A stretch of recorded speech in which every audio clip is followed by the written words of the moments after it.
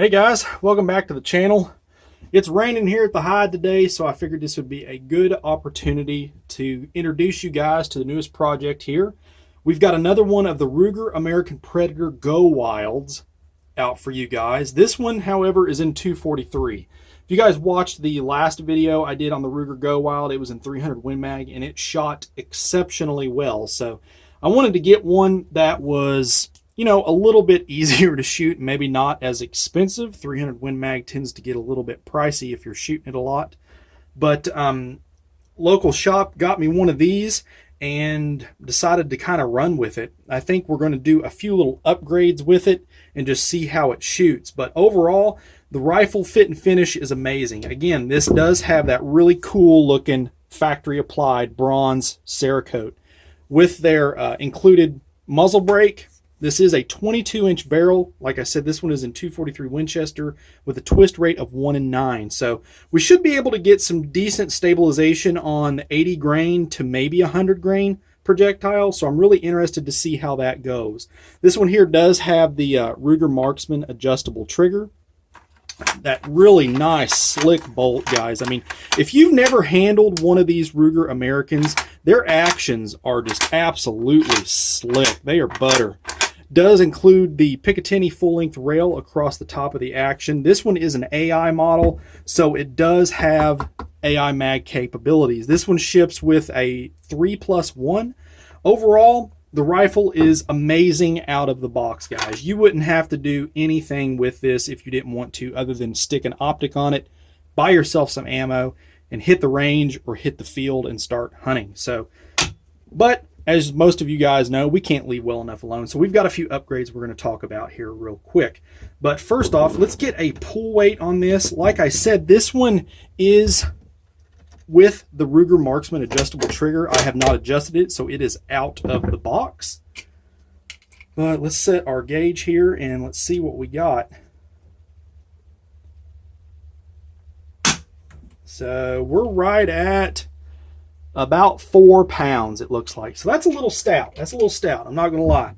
That last Ruger we shot out of the box was a little bit lighter on the trigger, but we can take care of that. But let's talk about some of the upgrades here that we're going to do. And like most of you guys, I like cost-effective stuff. What's going to give you the biggest bang for the buck? Well, the real limiting factor to these rifles, as most of you guys know, is the stock. The stock, I mean, for a basic hunting rig is perfectly fine. There is nothing wrong with it, and it will serve you well. But we want upgrades, don't we? So this is the Ruger Hunter American, or the Magpul Hunter American. So Magpul's making these to fit the American chassis.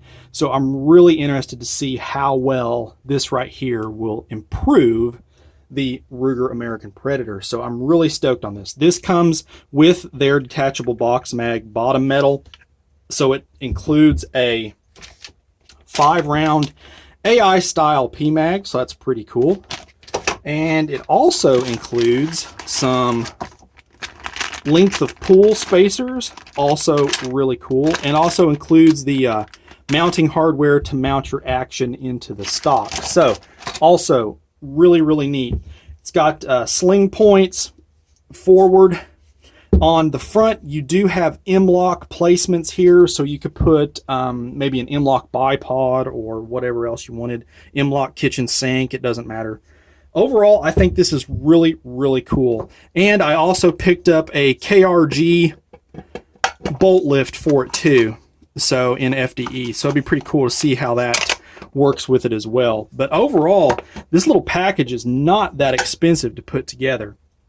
And I think the shootability that you're going to get out of it is probably going to be well over worth what you're spending. So I am going to throw the Leopold on there. We're going to put the 8.5 to 25 LRP on there. You don't have to go that route. You can go with a cheaper optic and kind of see how it does. As you guys have watched the channel before, I've brought some pretty decent scopes to the table that perform well for their intended purpose, and you don't have to break the bank. So that's entirely up to you. But I tell you what, we're going to pause the video. I'm going to get this stuff put together. You guys don't need to see that. You've probably watched it all before, but then we'll give a quick little follow-up, and then be sure to stay tuned for part 2 when we get some rounds down range. So hang on just a second, fellas. All right, guys, we've got it mounted into the Magpul Hunter American stock here, and I have to say, guys, what a difference.